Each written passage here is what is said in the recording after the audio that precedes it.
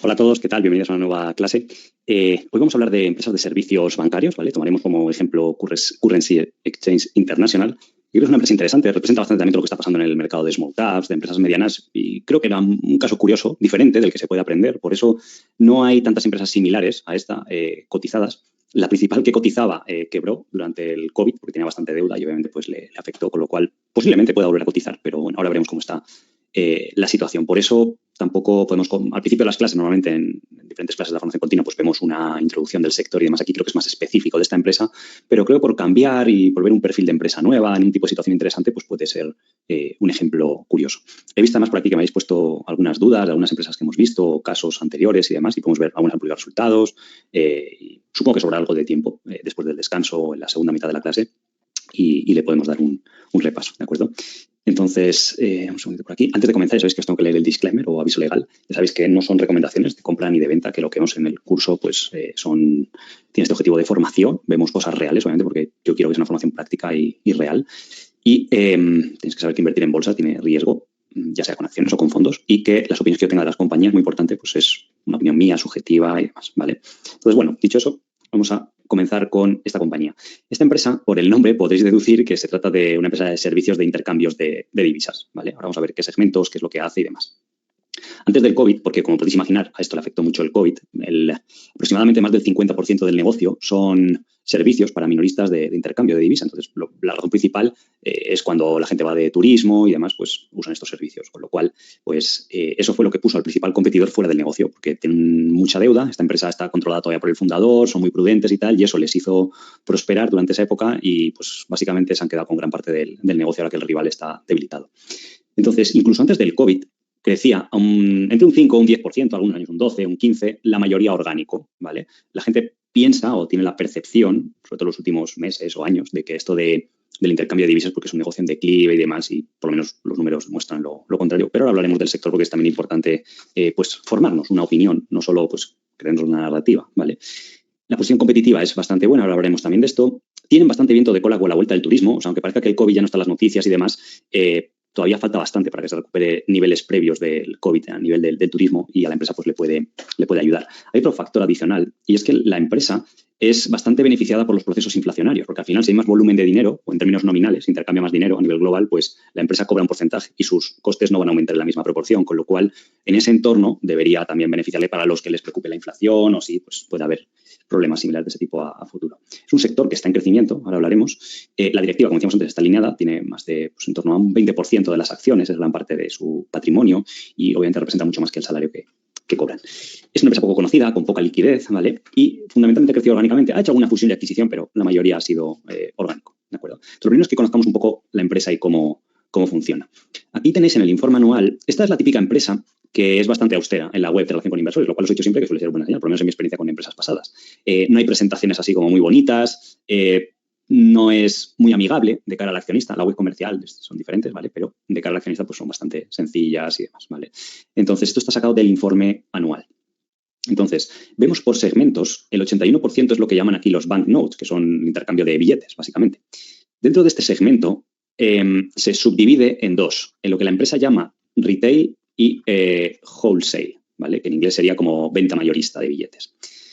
Este wholesale es un negocio que lo que busca esta empresa son bancos pequeños, ¿vale? Un gran banco, JP Morgan o Santander aquí en España, pues normalmente tienen ellos un departamento interno que se comunica con los bancos centrales que les envían divisas, ¿vale? Pero para bancos más pequeños no está justificado ese gasto. Entonces confían en empresas externas para que cuando un cliente va al banco y dice, oye, pues necesito $3.000 porque voy a viajar a Estados Unidos y ante cualquier imprevisto de que pierda una tarjeta de crédito, que la tarjeta de crédito no funcione o que no me la acepten o lo que sea, pues quiero por seguridad tener dólares, ¿vale? Y es una de las principales razones por las que la gente compra divisas antes de viajar, ¿de acuerdo? Entonces, este negocio de wholesale tiene obviamente márgenes más bajos, pero se trabaja más por volumen.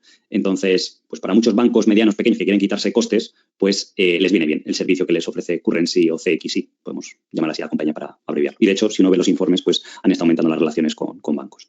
Y luego tiene otro segmento que es el retail, que estos son los típicos kioscos que veis cuando llegáis a un aeropuerto, que están allí esperando calientes a los turistas para que pidan divisas y demás. Obviamente, como son compras más impulsivas que se hacen ahí en el momento, pues los márgenes son más altos, ¿vale? También puede haber de estos kioscos en localizaciones turísticas de alto tránsito. Por ejemplo, el típico centro comercial grande o prestigioso dentro de una ciudad muy turística, pues suele poner CXI estos kioscos, ¿vale? La empresa tiene, creo que eran más de 200 o 300 puntos de venta de divisa. Y la buena noticia también es que es un modelo franquiciado. O sea, la empresa te cede la marca y te asegura el suministro de billetes, ¿de acuerdo? Entonces, eso está muy bien porque la empresa no soporta todos los gastos fijos. Es como lo que os he explicado muchas veces en el negocio franquiciado de restaurantes y de otros sectores que hemos visto. Tiene mejor retorno sobre capital invertido, se pueden expandir mejor sin apenas invertir capital. Si viene en crisis como la actual, inflación, subida de salarios, pues la empresa está un poco más aislada de todo ese problema. Entonces, creo que de las 200 o 300 localizaciones, apenas 30 son propias, que casualmente seguramente son de las más rentables, ¿de acuerdo? Entonces, además, la compañía recientemente consiguió licencia tanto del Banco Central de Canadá como de la Reserva Federal en Estados Unidos para ser una entidad regulada y poder abastecerse en la fuente primaria de moneda, de billetes, ¿vale? Sin tener que acudir, como en el pasado, a otro intermediario grande, ir a lo mejor a un JP Morgan que tuviera ese servicio y perder negocio y demás. Entonces, la empresa ya ha conseguido esas licencias, lo cual pues le hace aumentar sus márgenes. Y también, en este negocio de wholesale que llamábamos, ¿vale? Hace que los bancos confíen más en la compañía porque están regulados, entonces eso les da pues solvencia porque ellos a su vez están regulados y cuando se dan esas dinámicas de un sector pues es importante. Y luego la empresa, hace 4 o 5 años, se inventó un negocio que se llama Payments, ¿vale? Que esto es una solución digital y de software enfocada también a bancos medianos y pequeños, ¿vale? Cuando un cliente de un banco mediano o pequeño recibe una transferencia internacional, por ejemplo, si es una empresa que le ha pagado a un cliente en euros y está en Estados Unidos, pues ese pago de divisa, aunque sean transferencias digitales, pues hay que procesarlo, hay que hacer un cambio y demás. O cualquier otro tipo de servicio relacionado con lo que sea cambio de divisas para bancos medianos y pequeños. Entonces, ese segmento está creciendo mucho. El año pasado creció más de un 100%. De nuevo, han conseguido licencia del regulador para hacer este negocio. Bancos más grandes no necesitan esto, no necesitan ese servicio porque lo tienen de forma interna. Y como es un mercado tan pequeño, pues tampoco es que lo ofrezcan para otros bancos más pequeños, con lo cual tampoco atrae la atención de grandes rivales. Entonces, la empresa ha ido encontrando estos nichos de mercado para complementar el negocio original, que es el de la compra y venta de divisa, que el fundador pues lleva ahí más de 30 años de experiencia en el sector.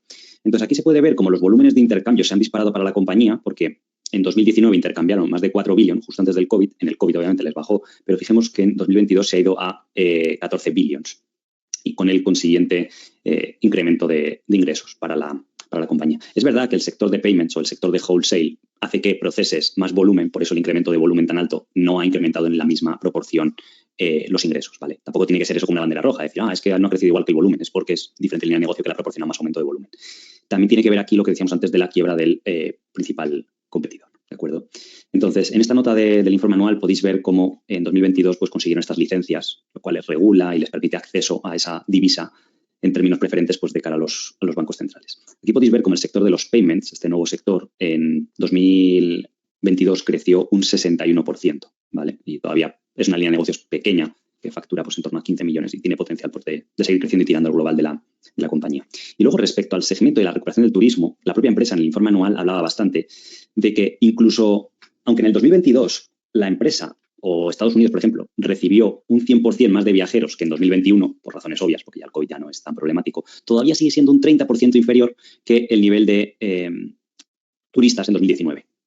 Y se espera que el mercado de Estados Unidos, el inbound, o sea, los turistas que llegan, no recupere todo hasta el 2025, con lo cual a la empresa, no solo del crecimiento natural que tiene, del crecimiento orgánico, pues si uno está modelándola o está aprendiendo, pues es lógico pensar que debería haber un crecimiento bastante más por encima de lo habitual en 23 y en 2024, incluso en el 25. De hecho, el negocio de los banknotes, el negocio tradicional, pues experimentó este año un incremento del 136%, ¿vale? Porque pues, el turismo se recuperó un 100%, pues la empresa incluso creció más de lo que se recuperó el mercado. Y esto es lo que os decía antes, es el típico kiosco que podéis encontrar pues esto tiene pinta de ser como un centro comercial de la compañía, donde está es bastante sencillo. Y esto normalmente pues, lo compran lo que ellos llaman agentes o pequeños emprendedores o franquiciados. Y lo que hace la empresa es pues, cobrar los típicos comisiones. Y sobre todo donde ganan dinero es que están obligados a comprar la divisa a CXI y ellos ahí hacen un margen, ¿de acuerdo? Y estos son los típicos kioscos de la compañía pues, que podéis encontrar en cualquier aeropuerto y demás, ¿vale? Entonces, aquí la empresa, en el informe anual, también explica esto que decíamos antes. La empresa tiene 244 establecimientos DTC, que es Direct to Consumer, o sea, como estos que hemos visto antes, y solo 37 son propiedad de la compañía. La mayoría operan en modalidad de agentes o franquiciados, como lo queréis llamar para entenderlo. Entonces, aquí explica que la compañía no tiene que pagar alquileres, ni nóminas, ni nada de esos agentes, ¿de acuerdo? Entonces, aquí también se puede ver el tema del turismo. Como la compañía ha presentado unos resultados absolutamente de récord este año, o sea, a nivel de EBITDA, la empresa está haciendo el triple de lo que hacía en 2019. Y eso que el turismo, fijaros que para llegar a nivel de 2019, mínimo todavía le queda de subir un 50% tranquilamente. Y de turistas de Estados Unidos que viajan al resto del mundo, que también la compañía se abastece, pero le benefician menos, ciertamente pues también hay algo de margen de recuperación hasta llegar al nivel de 2019 y luego el sector es un turismo en crecimiento, debería comportarse bien. Y otra noticia buena para la empresa es que gracias a conseguir estas licencias de los bancos centrales, ha lanzado un servicio online de divisa. Y esto es bastante cómodo porque tú entras a la web de la compañía, a CXI, y dices, pues quiero comprarme $2.000 o 2.000 euros si eres un turista americano que quiere viajar a Europa, ¿de acuerdo? Entonces tú vas ahí, tú pagas tranquilamente y te llega en un sobrecito a tu casa 2.000 euros.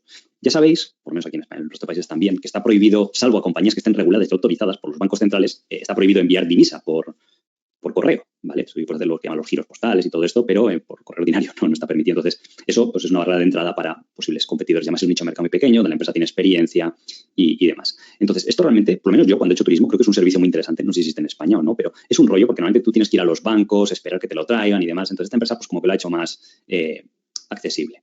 Con lo cual, pues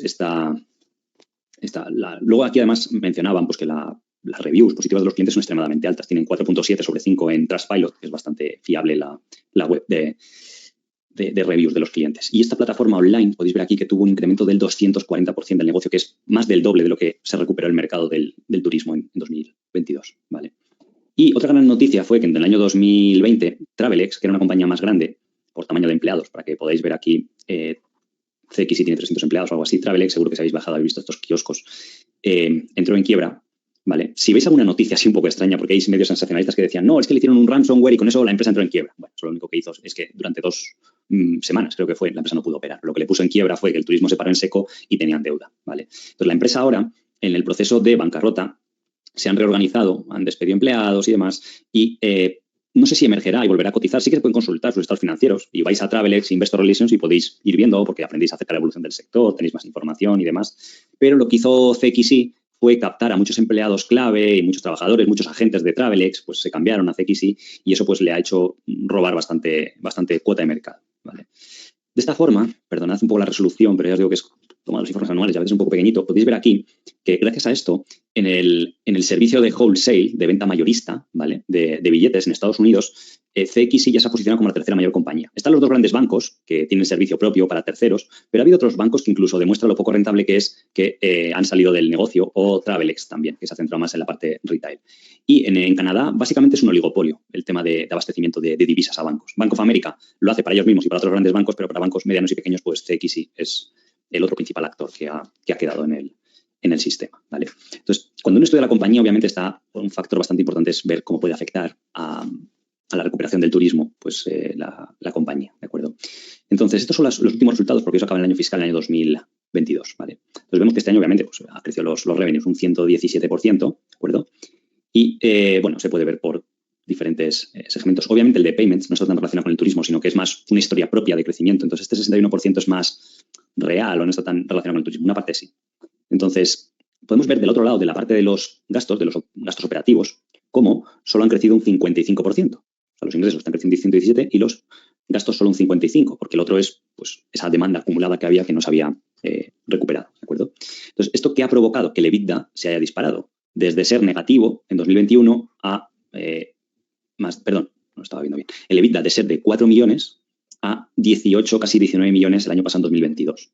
Un aumento, como os pongo aquí, del 361%, o sea, por 4. Eso da una idea del apalancamiento operativo que hay, que es lo bueno y lo malo de estos negocios. También cuando vino el COVID, pues, como no pueden reducir costes hasta cero, pues también les perjudicó. Pero esto nos da una idea de cara al futuro, de decir, oye, a lo mejor este año puede crecer un 30%, porque todavía queda por recuperarse parte del turismo.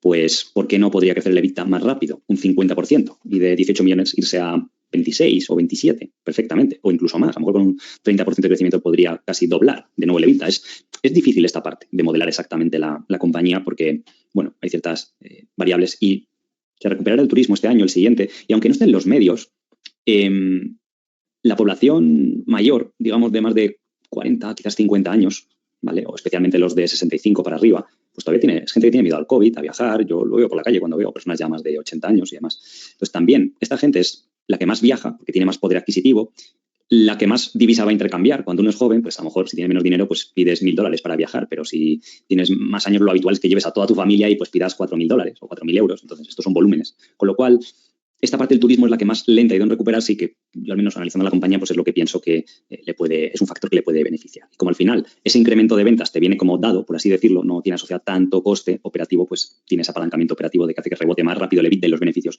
de lo que posiblemente suba las ventas en los próximos 2 años, probablemente, o 3 años, dependiendo a qué nivel se recupere. Luego también, esto es un buen negocio. O sea, al final del EBITDA hay que quitarle pocas cosas cuando calculamos el free cash flow.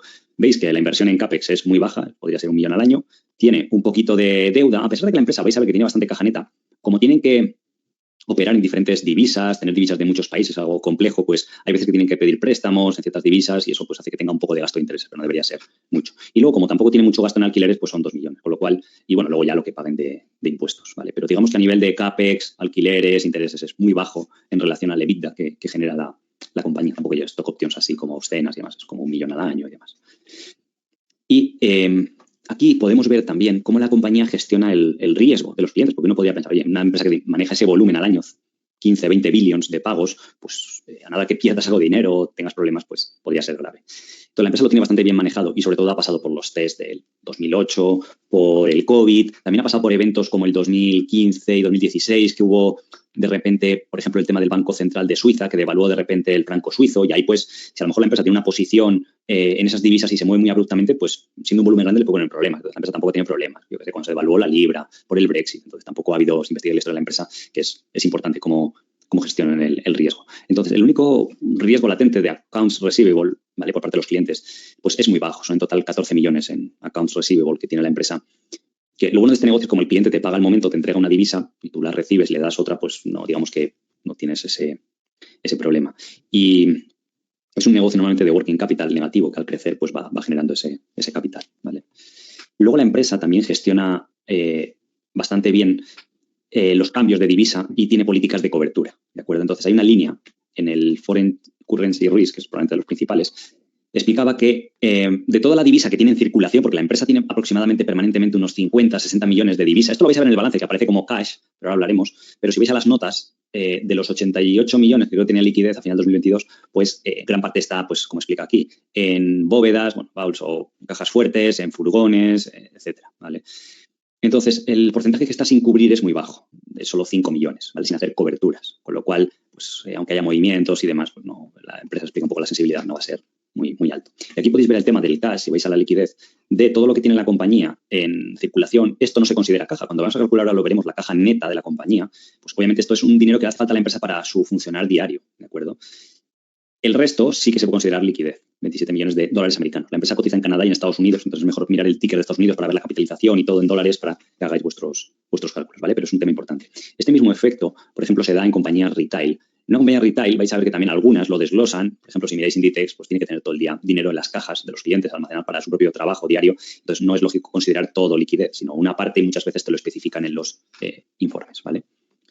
Entonces, Currency Exchange, al igual que estuvimos viendo el caso de Titanium y otras compañías así pequeñas de Canadá, otras regiones, pues es un caso interesante porque yo me cogí la cotización y dije, oye, en 2018 la acción en dólar americano está cotizando más alta de lo que está ahora. Por supuesto, ni hablar hace nada, que estaba a $12. Entonces estaba aquí a 19, ¿vale? Y veo esto. Entonces yo veo el EBITDA y lo que facturaba la empresa, que vemos que tiene un buen margen EBITDA en 2018, 19, justo antes del COVID, ¿vale? En 2019 le aumentaron un poco los costes por él. Esto fue en 2019 también en parte por la nueva plataforma que sacaron de payments, del nuevo segmento, que les incrementó un poco los costes, porque el regulador les pedía más cosas y al final pues consiguieron sacarlo adelante y ahora se está viendo el efecto positivo de eso.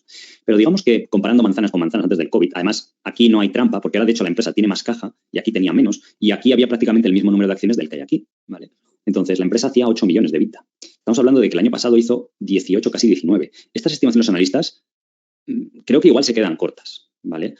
Porque estima que no va a haber apalancamiento operativo, o sea que la empresa va a crecer un 13, que no sé si me parece poco, y que el EBITDA va a crecer menos, que va a ser un 10, cosa que me resultaría curioso. Pero bueno, ya os digo que tampoco yo le daría mucho peso y en small caps. Pero bueno, aunque toméis esto, está haciendo más del doble de EBITDA y con algo más de caja neta. Sin embargo, cotiza más baja que en ese periodo. Si miráis 2017, 16, más o menos estuvo en ese rango. De hecho, hubo épocas que llegó a cotizar a $30 haciendo solo 7 millones de EBITDA, ¿vale? Y de hecho, los múltiplos por PER publicados como tal, sin ajustar, porque esta empresa la siguen tan pocos analistas que no hay tanta información en TKR. Antes del COVID, la empresa se movía de 15 a 30 veces, ¿vale? Porque el mercado sabe que es un sector con un cierto crecimiento, que era un modelo asset light, que tenía buen crecimiento orgánico, que además era un oligopolio de 2 o 3 principales compañías, sobre todo en Estados Unidos y en Canadá. O sea, pues bueno, el típico buen negocio con directiva alineada, con muchos años de historia y con un historial de crecimiento pues bastante alto. Pensad que este negocio que se inventó el fundador hace 20 años, en 2008, facturaba apenas 3 millones y gran parte orgánico hasta 2017, en 10 años, pues multiplicó por 10 los ingresos, ¿vale? Entonces, ese era el múltiplo habitual. Si calculamos el múltiplo sobre este año, quitando la caja, es de 7 veces sobre 2022, pero nada que el beneficio crezca un 20 o un 30% este año y la empresa acumule caja, nos iríamos a múltiplos de 4 o 5 veces quitando la caja de free cash flow, ¿vale? Y EV/EBITDA podría bajar el múltiplo hasta más o menos alrededor de 4 veces EBITDA, EV/EBITDA, ¿vale? Que antes de esto pues estaba 6, 8, 10. Hay ejemplos, además, en el sector de transacciones privadas que se han realizado por private equities a 12 y 13 veces EV/EBITDA en empresas de servicios de intercambio de moneda y demás. Si vemos el sector del cambio de divisa, yo por lo menos me ha costado bastante encontrar datos. Si alguien los encuentra y los quiere compartir pues en un comentario o para la siguiente clase o lo que sea, pues lo podemos ver. Pero no hay un estudio concreto de intercambio de moneda física, ¿vale? Sí que hay datos, por ejemplo, el Global Banknote Market, que es pues, lo que es todo el mercado en general de moneda física o de billetes, pues sí que se ve que tiene un cierto crecimiento. Obviamente no es muy alto, el que se espera es un 3%, que es lo que crezca la economía. Sí que seguramente en países emergentes esté creciendo más que esto y en países maduros esté lateral o puede incluso haber un ligero decrecimiento, ¿vale? Pero sí que a nivel global pues sigue creciendo, porque al final es lo que tiene el avance económico. Cuando la gente pasa de ser clase pobre a clase media o media alta y demás, pues va haciendo más uso, tanto de tarjeta de crédito, moneda digital, como física, ¿de acuerdo? Luego también hay estudios de Global Foreign Exchange como servicios de intercambio de divisa. Lo que pasa es que esto engloba, por ejemplo, cuando una compañía requiere servicios, por ejemplo, de cobertura de divisa o de cambio de divisa, que tiene un cliente, una multinacional que le paga en China y tiene que traer el dinero, entonces el banco se lo transforma. Entonces, en ese proceso, por ejemplo, el sector de payments de la compañía, pues sí que se beneficiará de este crecimiento que se espera que sea bastante alto, porque en contra de lo que se dice, pues la globalización no para, cada vez hay más comercio y cada vez se necesitan pues, más cambios de divisa o servicios de cambios de divisa. Luego hay otro indicador que me pareció curioso, que también podéis buscar información, que es el mercado de los ATMs, que es de los cajeros automáticos, ¿vale? Te dispensan moneda física. Entonces, no es exactamente cambio de divisa para turismo principalmente, pero nos da una idea de cómo está la demanda a nivel global de moneda física. Entonces, en contra de la narrativa, pues podéis buscar muchos estudios donde se espera que ese mercado crezca incluso por encima de lo que crece la economía, al ritmos del 4 o del 5%. Pero es que al final esto influye bastante en la inflación, porque si es que si vivimos ahora unos años de inflaciones al 3 o al 4, por lo menos el mercado debería incrementarse a ese ritmo, ¿vale? Más luego, lo que crezca la economía global, pues si es un 3%, pues te da un 7%, que eso incluso a lo mejor en algunos de estos estudios tampoco está incorporado. Entonces, aunque tú dijeras, pues bueno, el mercado de divisa pienso que está en ligero declive y que todos los años declina el 1%, que la gente usa más tarjeta de crédito y demás, o un 2%, o hasta un 3%, pero es que simplemente por el efecto de la inflación y un poco el crecimiento de la población en general a nivel global y demás, o del turismo, pues compensa la caída en volumen, que diríamos se compensa en vía precio o vía volumen por otras razones, ¿de acuerdo? Y obviamente aquí, como podéis ver, la gente, esto es un estudio de la Reserva Federal, bueno, que recopila esta entidad, el uso de cash con respecto a tarjetas de crédito. Vemos aquí que cuanto más adulta va siendo la gente, más usa el cash. Pero lo que os decía antes, el segmento de 55 años en adelante es muy lucrativo para la empresa, porque tienen más dinero para gastar. Cuando van de turismo hacen compras más grandes a nivel nominal y eso le ayuda. Curiosamente, la gente joven usa bastante cash. A mí me sorprendió cuando vi esto, ¿vale? Supongo que porque es más difícil que tener una tarjeta de crédito cuando tienes 18 años, ¿vale? Entonces sigue usando el cash ahí. Entonces, gente joven que viaja y tal, pues yo creo que el tema de la divisa siempre va a estar ahí. Y es lo que os decía, o sea, al final, si viajáis frecuentemente, todo el mundo le gusta tener una parte de llevar divisa física por inconvenientes, porque a veces lo que decíamos, te puede pasar que no te funciona una tarjeta de crédito. A mí me ha pasado a veces que viajas con una tarjeta de crédito y el banco tiene puesta algún tipo de restricción, llegas a un país y no funciona, ¿vale? Y te quedas ahí como, si llevas varias tarjetas, pues sí, pero hay gente que viaja solo y tal. Entonces, cuando a la gente le pasa eso, para la próxima vez suele ser más previsor. Te evitas problemas de duplicados de tarjetas, de seguridad, de que te puedan hacer algo. Obviamente el dinero también te lo pueden robar, igual que una tarjeta, pero el tema de duplicarte tarjetas, pues cuando una persona está viajando es más incómodo y por eso pues parece ser que el mercado pues está ahí. Lo que pasa es que lo que os digo, si alguien encuentra justo el mercado en el que trabaja la compañía, pues perfecto. Yo me he leído los informes un poco de Travelex y explican pues, que el sector está en crecimiento y tal, pero tampoco citan así alguna fuente fiable y demás que se pueda comprobar. Luego, como en todas las compañías, está bien ver pues, un poco lo que es el comportamiento en las crisis. Travelex, en la crisis del 2008 era muy pequeña la empresa.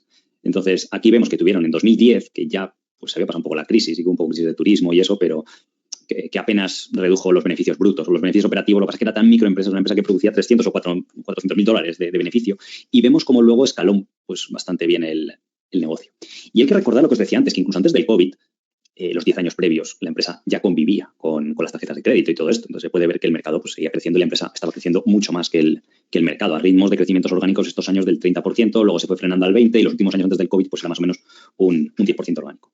La buena noticia es que Travelex, a pesar de que ya no cotiza, sí que si busquéis en Google podéis encontrar los informes anuales de la crisis. Y en esta época era una empresa mucho más grande. Tenía la parte de retail, que vemos que es un monstruo bastante grande, ahora es más pequeño que lo que era la época y CXI le ha robado bastante cuota de mercado. Tenía un negocio de payments, igual que tiene ahora CXI, y también tenía un negocio de outsourcing para bancos medianos o pequeños, ¿vale? Pero bueno, a la cuestión que vamos es que de 2008 a 2009 la facturación aumentó, curiosamente. Además, esos años también había inflación. Lo que pasa es que el EBITDA bajó un poco, de 138 a 122, pero bueno, no era un drama. Y luego ya simplemente del 2009 al 2010 la empresa volvió a crecer, ¿vale? Y el EBITDA pues recuperó pues ya prácticamente donde estaba antes de la crisis. O sea, vemos que se puede considerar bastante resistente y negocios pues con una flexibilidad para adaptarse a situaciones pues bastante interesante. Tema de insiders está bastante resuelto. Tenéis aquí al fundador, CEO de la compañía y demás. Tiene 1,4 millones de acciones. Ahora mismo hay 6,6 millones de acciones, por lo cual es más o menos el 20% de la compañía. Y los salarios que ha cobrado, pues bueno, son más o menos, no son muy altos, tienen algún año de bonus, como el año pasado que fue bastante bueno a nivel de récord de beneficios. El director financiero pues cobra un salario bastante normal en dólar americano y algún bonus. Veis aquí que pone interim CFO, ¿vale? Esto es porque el CFO dimitió en 2021. Y esto es lo típico que os va a pasar en otras compañías, que la gente lo ve como un drama, cuando dimite el CFO hay un fraude y demás. Bueno, pues esto dimitió hace 1 año y medio. Ha publicado las cuentas, últimos resultados y no ha pasado nada, ¿vale? Por eso os digo que en bolsa siempre tenéis que ver todo un poco con perspectiva y está bien ver casos. Y no hay nada mejor que investigar las cuentas por uno mismo y decir, oye, yo no me fío de lo que diga el CEO, yo investigo los hechos, los datos, intento comparar y veo si hay algo raro en las cuentas o no. De hecho, además, hablamos en el curso de ello, en el módulo de temas de fraudes o banderas rojas así contables, ¿vale? Entonces, un poco la razón que daban del CFO es que durante el COVID estaba viviendo, creo, en Estados Unidos, porque donde está el negocio y tal, y pues era ya mayor y bueno, había ganado un dinero y tal, y digamos que se retiró. Y bueno, pues han puesto a este señor que es interim CEO, CFO, que posiblemente se convierta en CFO oficial, ¿vale? Pero bueno. Ventajas competitivas de la compañía. Primero, la reputación es bastante importante cuando manejas dinero de cualquier tipo y pues cuando un banco mediano le pide dinero a la compañía, pues quiere que se lo presente en el día, en la hora y demás. El hecho de que estén regulados por la Reserva Federal y de hecho es de las pocas compañías independientes fuera de grandes grupos bancarios que tienen esta clase de licencias, pues eso también le va a ayudar en el futuro de cara, cosa que no tenía antes de 2020, a conseguir clientes, sobre todo a nivel de bancos. Porque ellos, con una buena estructura operativa y porque sí que les importa este negocio, están ofreciendo precios mejores de los que te ofrece pues, un Bank of America o algo así por el servicio de abastecimiento de divisa física, que puede ser incluso para clientes que quieren retirar dinero y demás. El equipo gestor es importante, la diversificación a nivel de líneas de negocio y demás, que tiene la parte retail, tiene la parte de venta mayorista, tiene la parte de pagos y como los otros dos están creciendo bastante, pues bueno, le pueden ayudar. Y la plataforma de crecimiento con los nuevos softwares y demás, M&A de vez en cuando han hecho algo, ¿vale? No es así como que muy alto, pero de vez en cuando han hecho alguna cosa. Y de cara a valorar la empresa, podemos usar EBITDA, Price Free Cash Flow y, bueno, suponer que en un escenario normal, se puede poner 7% de crecimiento, yo creo que es conservador, pero los próximos 2 o 3 años pueden ser de más crecimiento lo habitual. 16 veces Free Cash Flow, incluso en escenario optimista, es la parte baja que cotizaba antes del COVID y EBITDA de 10 veces. EBITDA de 8 y 13 veces Free Cash Flow es bastante más por debajo. De hecho, hay de transacciones privadas de 12 veces. Podéis ver Travelex cómo cotizaba antes de todo el tema de la quiebra y todo, pues eran múltiplos bastante generosos, ¿vale? Y en un escenario conservador lo que podemos suponer es que en 2023 no crece nada, ni recupera nada, creo que es difícil, simplemente acumula caja. Una parte un poco negativa de la empresa es que, bueno, digamos que con el dinero que ganan todos los años no han hecho gran cosa, ¿vale? Yo les entiendo, porque al fin y al cabo es un negocio y viendo lo que le pasó a Travelex, pues dicen, oye, no vamos a endeudarnos, pero sí que, hombre, con el exceso que tienen de caja, porque entre el dinero que tienen en circulación más la caja que van a tener a final de este año en octubre, que va a llegar en nada, pues es que va a ser prácticamente toda la capitalización. O alrededor de pues unos casi 110 millones, de capitaliza 120, ¿vale? Entonces, bueno, es posible que a lo mejor empiecen a dar dividendos, no sé si recompras de acciones, pero bueno, eso no es 100% seguro, ¿vale? Entonces, podemos, bueno, os tengo aquí el modelo y rellenar datos históricos, creo que es bastante sencillo. Luego, en dólar americano siempre, en 2023 lo que he hecho aquí es asumir, bueno, lo ha hecho Borja el modelo, es asumir que crece un 25%, ¿vale? Puede ser más, puede ser a lo mejor un 30, un 20, no lo sé, pero lo que está claro es que seguramente el EBITDA crezca algo más de un 25%. Entonces, por eso he puesto margen EBIT un poco más alto estos años. Y si la empresa incluso en un año con bastante sobrecoste y tal, porque no se ha recuperado todo, tuvo márgenes EBITDA de casi el 30%, pues en los próximos años pues puede ser razonable. Este escenario se puede considerar normal o optimista. Y luego, a partir de los siguientes años, pues crecer un 13%. Puede que en 2024 vuelva a ser un crecimiento más por encima de la media y luego menos. Pues bueno. Tiene algo de pago de intereses, pero es muy poquito, no tiene minoritarios, pago de impuestos, pues lo que se paga en Canadá, un 25%, y la empresa ha diluido algo en stock options, ¿vale? Con el paso de los años, y por eso es lógico asumir pues algo de dilución, ¿vale? Luego, de cara al cash flow, tiene pago de leases. Acordaros que es una empresa que, aunque reporte en dólares y cotiza en Estados Unidos, sigue contabilidad de Canadá, y tiene algo de pago de alquileres. El CAPEX va a ser muy bajo, como hemos visto antes, lo que paga de impuestos y poco más. El retorno sobre capital invertido es pues, muy bueno. Veis aquí a futuro, incluso teniendo deuda, pero incluso el ROCE, que es más realista en situaciones de empresas, ya dijimos, con mucha deuda o con mucha caja neta, es del 35% y ha mejorado estos años porque, primero, en 2019 hicieron las inversiones del nuevo negocio de los payments y eso ha dado frutos ahora. Vos ha empezado a notar, al menos después del COVID, la consolidación del mercado, que muchos rivales quebraron, no solo Travelex, sino otras compañías. Y la empresa también ha ganado cuota de mercado en el tema de conseguir buenas localizaciones en los aeropuertos y tal, pues le ha venido bien. Luego, de cara a la valoración, pues el precio este es en dólar americano, recordad, porque la contabilidad está en dólar americano. La caja neta del año pasado eran 17 millones, ¿vale? ¿Por qué no podemos contar toda la caja neta? Tiene algo de deuda, pero es un poquito, por lo que hemos visto antes. Entonces, este año, si genera pues otros 13, 15 millones de free cash flow, pues podría aumentar la caja hasta 30 millones y luego a partir de ahí pues ir aumentando. Lo curioso de estas situaciones es que en apenas 5 años, porque 2023 va a acabar en nada, su año fiscal es en octubre, o sea, en apenas 7 meses. Si mirásemos a 5 años, a 2028, la empresa va a generar el mismo dinero en free cash flow, probablemente, si va como va hasta ahora, que lo que capitaliza va a tener. O sea, entre la caja que ya tiene y lo que va a generar estos 5 años, que serán 100 millones, pues más lo que tienes que es la capitalización. O sea, es lo que llaman el value investing, ¿no? Son cosas curiosas. O sea, es como que el mercado está diciendo que la empresa tiene valor durante 5 años y a partir de ahí nada más. O sea, uno puede tener una visión negativa, decir, vale, pues yo creo que este negocio de la divisa declina al 3 o el 4% anual. Que ojo, en negocios de declino o sectores con ese declino anual, hay compañías que lo pueden hacer bien y robar mucha cuota de mercado y que los que sufren son los pequeños, porque en este sector también hay muchas pequeñas compañías. No en el sector del wholesale, que hemos visto que está más consolidado, sino en el sector de retail, de venta de divisa. Hay muchos operadores locales, que el cliente no confía, que el nivel de abusos o de engaño o de tasas injustas es elevadísimo, a nivel de seguridad también. Entonces, estas marcas más consolidadas pues, le van a dar más valor al cliente. Eso, por ejemplo, lo explicábamos en el caso de Boyd Group, como un sector que se puede considerar que a nivel de volúmenes está en declino. Luego, por la inflación y tal, digamos que el mercado crece al cero, pero en ese entorno, que lleva siendo así desde 2006, lleva siendo así casi 20 años, la empresa ha hecho un 100 bagger, para que nos hagamos una idea. O sea, cuidado con la narrativa. Sí que es peligroso, a lo mejor, sectores con mucho declive, pero que sea muy grande, tipo los periódicos, y invertir en empresas grandes de ese sector, porque ahí ya sí que te arrastra todo. O sea, no te libras. No puedes decir, no, es que es una pequeña compañía, tengo un nicho de mercado y además el mercado está fragmentado y los que van a sufrir son los competidores más débiles. En el sector de los periódicos no pasaba eso, porque en cada región 3, 4 periódicos nacionales controlaban todo. O hoy en día lo que está pasando a nivel de las televisiones. Aquí en España pues están las 2 principales cotizadas, en Estados Unidos las 5 o 6 que hubieran y demás. Con lo cual, eso está en un declive, no sé si vi la última vez cifras del 7, el 8% a nivel de caída. Son cifras ya muy grandes. No es ni el 1, ni el 2, ni el 3.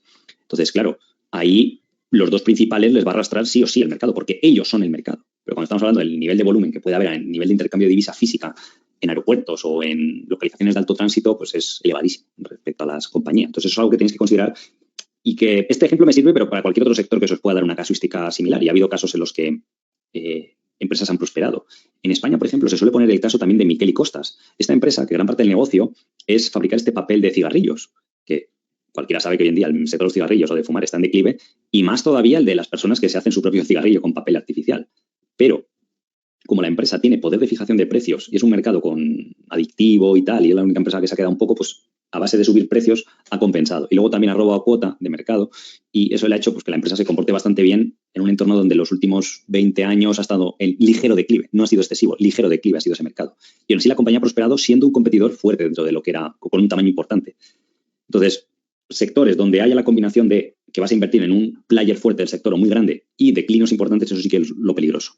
Obviamente, si Miquel y Costas hubiera estado en una valoración altísima hace 10, 15 años no habría tenido buen comportamiento, pero como el mercado le asignaba permanentemente o incluso le sigue asignando una valoración pues, bastante baja, pues a base de esos factores lo ha ido compensando. Y luego tiene otro porcentaje de la compañía, casi llega a ser ya la mitad de la empresa, no sé si era un 30 o un 40, que es fabricar papel de bajo gramaje para otras aplicaciones. Por ejemplo, lo que veis en las camisas, cuando vais a compraros una camisa y está dobladita en la tienda y veis que hay un papel entre medias de bajo gramaje, pues es seguramente de Miquel y Costas, ¿vale? Entonces es una de las aplicaciones que ha hecho para diversificar otros sectores que tienen un poco más de crecimiento con el expertise que tiene la compañía en fabricar un determinado producto o, en el caso de CXI, de ofrecer un servicio, ¿vale?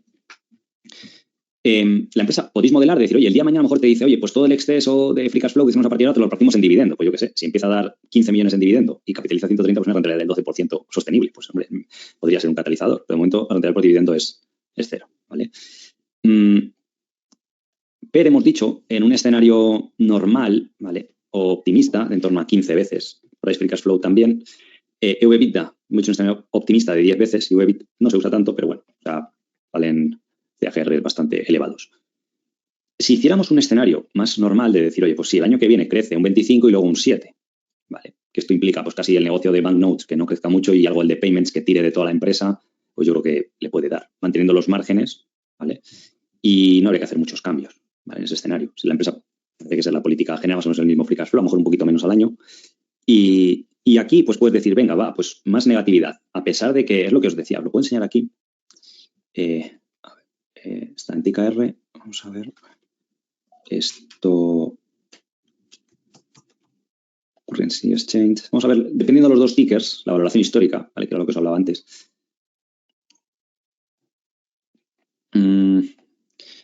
Antes del COVID, ¿vale? Veis que estaba a veces a valoraciones de 22 veces. Esto es 2014. A veces llegó a 40 de beneficios publicados como tal, ¿vale? Luego está la época del COVID y ahora veis cómo la valoración pues, ha comprimido ya en los últimos periodos a PER 10. Pero es que justo antes del COVID no bajaba de 18, 20 veces. Mismo número de acciones, incluso menos caja neta. Otra forma de verlo es por EV/EBITDA. Lo que pasa es que el EV/EBITDA está distorsionado porque estas webs como TKR pues, no tienen en cuenta el efecto del dinero que está en los cofres de la compañía para su propio negocio. Entonces, es curioso ver cómo incluso teniendo en cuenta que la empresa pues, tenía menos caja neta, no bajaba la valoración de 10 veces EBITDA. Ahora es de risa, es 2 veces EBITDA. Ajustado, ¿vale? Quitándole el tema de la liquidez, sería más o menos 3 veces y media, más o menos, ¿vale? Sí que es verdad que a partir de 2018 lo que he hecho es small caps se empezaron a comprimir bastante y la época del COVID no cuenta, ¿vale? Incluso hasta enero de 2020 estaba 4 veces EBITDA, pero aquí es que es lo que os digo, está mal calculado. Otra forma de verlo es por, a falta de esto para el tema de la caja, es por Enterprise Value ingresos, ¿vale? Entonces podemos ver lo siguiente.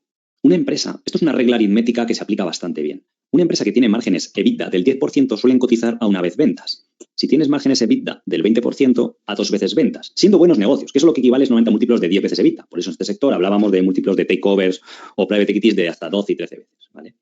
Entonces, podéis ver como en la época del 2015 y demás, pues esta compañía tiene márgenes EBITDA del 20 y por eso, podemos filtrar aquí incluso antes del COVID, que fue hasta aquí, la media de cotización era de 2,94. Sí que es verdad que esto es Enterprise Value Revenues, ¿vale? Como aquí va acumulando caja y demás, pues afecta a eso.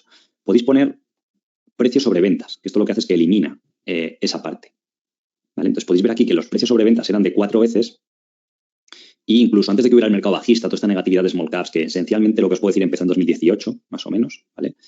Pues era 4 veces ventas lo que cotizaba. Y si ponéis todo el periodo, podéis ver pues, que ahora la compañía precio sobre ventas pues, está a 1,8.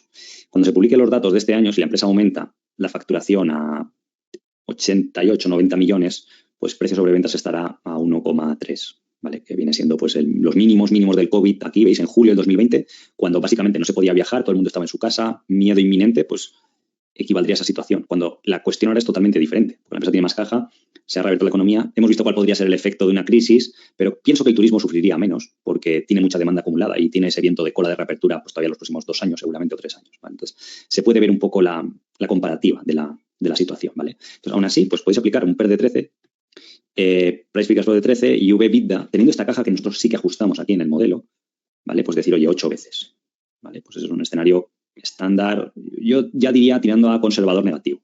Y luego está el negativo, que es decir, oye, el año que este año 2023 recupera algo y luego a partir de ahí ya todo negativo, no recupera nada, incluso podéis decir, oye, el margen le va a bajar porque hay presión inflacionaria, o poner aquí menos incluso, y básicamente que el EBITDA crece algo este año y luego ya baja, ¿vale?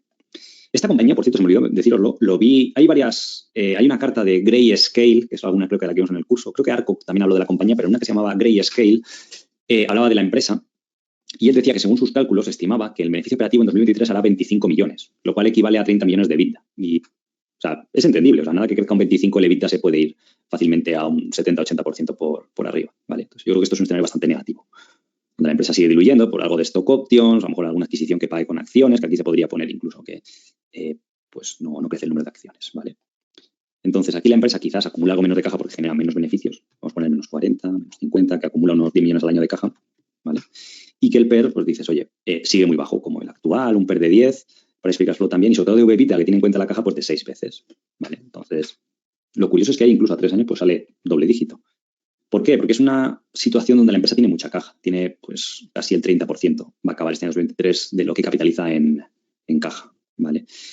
Y ya de aquí podríamos pasar al tema de los riesgos, que obviamente pues son evidentes, o creo que si habéis seguido la clase, pues depende cómo se recupere el COVID, es bueno seguir los resultados de la compañía. Creo que estará cercana a publicar, ¿vale? Porque esto lo hice algunos días atrás, esto es del día 8, pues justo es hoy, ¿vale? No sé si justo tenemos suerte, ahora lo podemos ver, si ha publicado algo.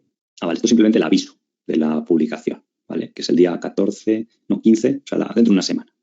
Y va a publicar ya el primer trimestre. Pues eso nos puede dar una idea de, oye, ahora que parece que la gente se habla de recesión, ver si se sigue recuperando el turismo y demás. También hay que tener en cuenta que la empresa no tiene tanta ciclicidad, pero sí estacionalidad. Obviamente, en los meses en torno a verano y demás, pues tiene más facturación. Entonces, no solo es cómo vaya el COVID, sino el ciclo del turismo. El turismo ya sabéis que es un sector de bastante crecimiento, del 4 o del 5% anual, crece más que la economía, por el efecto de generación de riqueza, más clase media a nivel mundial, y obviamente Estados Unidos, Canadá es un destino que siempre va a estar ahí, es como un blue chip del destino turístico, ¿vale? Riesgo, pues baja liquidez, small cap, poco conocida, ya habéis visto que no hay ni tan siquiera estimaciones de analistas, la liquidez diaria es ridícula, ¿vale? O sea, aunque tenga 100 y pico millones para... O sea, esto es, yo qué sé, lo podría comprar un fondo que gestionase 5 millones o 10, creo que no más, ¿vale? Pues lo que os digo siempre, la ventaja de esos privados y demás, y no es que os esté recomendando esta compañía ni ha parecido, sino que lo veáis en el mercado real, la clase de situaciones que se dan ante cuando hay estas cosas. Compañías más líquidas, de medio millón de volumen, tal, pues sí que puede entrar más la gente, pero esta, no recuerdo ahora exactamente, pero cuando las estuve buscando para la clase, tenéis aquí, en Estados Unidos tiene 4.000 acciones de media al día, 20, son pues, $80.000 de liquidez, para que os hagáis una idea. Y en Canadá tiene 8.000 acciones de liquidez, a $25 son $160.000 de Canadá, y eso habrá volúmenes que haya paquetes. Aquí, fijaros que hoy en día, o sea, en un día como hoy ha hecho solo 600 acciones. Son de estas acciones que pasan 3 horas de una sesión y no intercambian ningún paquete. O en Estados Unidos hoy, pues seguramente, digamos que intercambia 100 acciones. O sea, de esta liquidez que veis aquí está incluida cuando a veces intercambian paquetes, pero eso no es una liquidez real, ¿vale? Porque esto yo los he dicho, a veces en muchas acciones, yo por ejemplo en Truvalio hago paquetes y luego te lo registran estos proveedores como liquidez de volumen medio y tal, pero no es real porque no es. Pues hay 100 acciones que se han intercambiado hoy, son volúmenes ridículos, ¿vale? Porque la empresa, pues los insiders tienen bastante y luego pues están fuera de toda clase de índices, cotizan estos mercados secundarios como es el OTC, que lo que os digo siempre, es un mercado, un campo de minas. El 80-90% de las empresas son de risa o son fraudes. Pero sí que hay un 10% que cotizan estos mercados, pues que parece ser que pues, hacen las cosas bien, tienen resultados auditados, son serias, tienen negocios reales, no han abusado del accionista, han generado valor. Lo que pasa es que es curioso lo que os decía, fijaros la euforia de la gente, cómo desde 2014, que la empresa a lo mejor hacía solo 2 o 3 millones de EBITDA y ahora hace, o va camino a hacer 30, que es 10 veces más, cotiza al mismo nivel. O sea, es fascinante la bolsa y lo que importa a largo plazo y demás. Sí que es verdad que aquí aplica una de las cosas que en muchas clases os lo he explicado, de que cuidado con empresas que ni crecen ni devuelven el dinero al accionista. Lo que pasó aquí en Currency Exchange es que mientras que tú tenías un crecimiento tan brutal como estos años que crecía del 20 al 30 orgánico, pues la gente le gusta. Y aunque no te reparta el dinero, ven que hay una vía de reinvertir todo lo que gana, entonces eso genera mucho valor añadido. Con la expectativa de que a lo mejor algún día te lo reparta.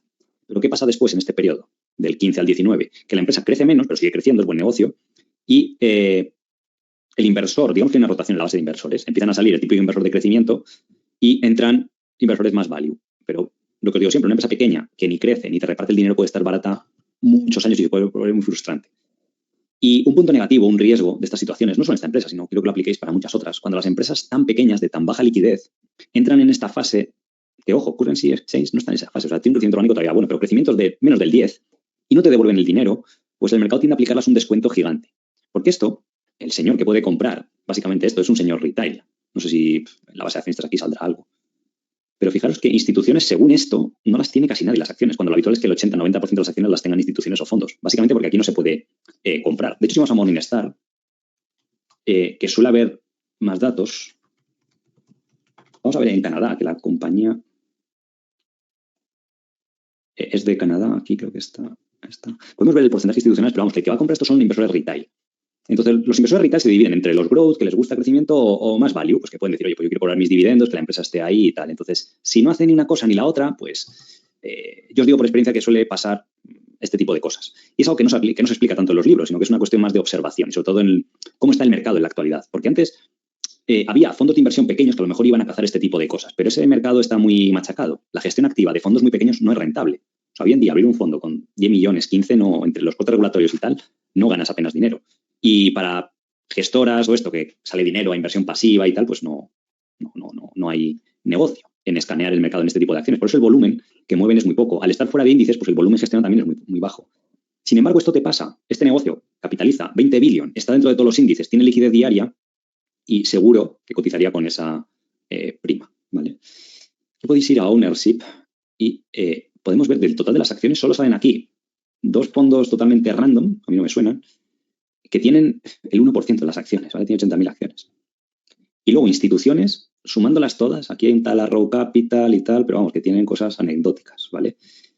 Tienen 83.000 acciones de instituciones registradas, con lo cual el resto es todo retail, ¿vale? Entonces, pues bueno, es comprender también un poco la base.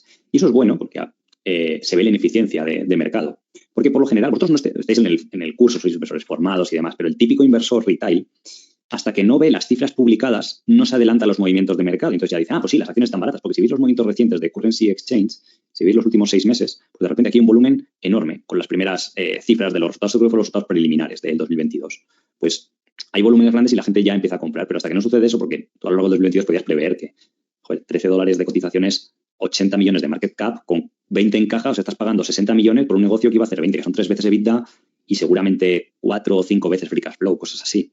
Y con expectativas de mejorar bastante en 2023, pero es lo que os digo, es pues, una base menos experta de inversores. Eso también es otro factor interesante en esta clase de acciones, ¿vale? Entonces, el hecho de que no la cubran brokers tampoco, porque hay muchos gestores, y a mí me sorprende, pero es lo habitual, que un broker sigue una acción o dice, bueno, iniciamos cobertura de esta, le empiezan a enviar por ahí a un montón de gente y empieza a subir y tal. Cuando pasa una acción de tener 0 brokers a tener un broker que la cubra simplemente. Pero aquí es difícil que se dé eso porque no hay liquidez. Lo bueno de estas empresas, si creciera más rápidamente, pues es que enseguida empieza a entrar el índices, empieza a entrar la liquidez y demás. Entonces es una parte negativa. Si la empresa empezase a hacer recompras de acciones que no podéis o tomase la vía del dividendo, aunque nada más fuera, pues también sería un catalizador potentísimo. Entonces son situaciones que a lo mejor a veces pueden requerir paciencia, ¿vale? En esta o en cualquier otra acción que se os presente por delante y que tenga características similares, ¿vale? Luego, la gestión del riesgo, la gestión del riesgo o la ciberseguridad, pues es importante. Ya hemos visto lo que le pasó a Travelex con un ransomware ese que le metieron. Yo creo que la empresa, viendo lo que le ha pasado a un competidor, habrá tomado medidas necesarias y cómo gestiona pues el tipo de cambio y todo, pero hemos visto que lo tiene todo bastante amarrado, ha pasado por diferentes movimientos grandes de divisas, incluyendo el COVID, y no ha tenido mayor problema. Y luego está el tema del declive de la moneda física, que hemos hablado un poco de ello, hemos visto los estudios, lo que tampoco es tan preocupante, pero bueno, está ahí. Y esto está relacionado con lo que os decía, el riesgo implícito en el PER.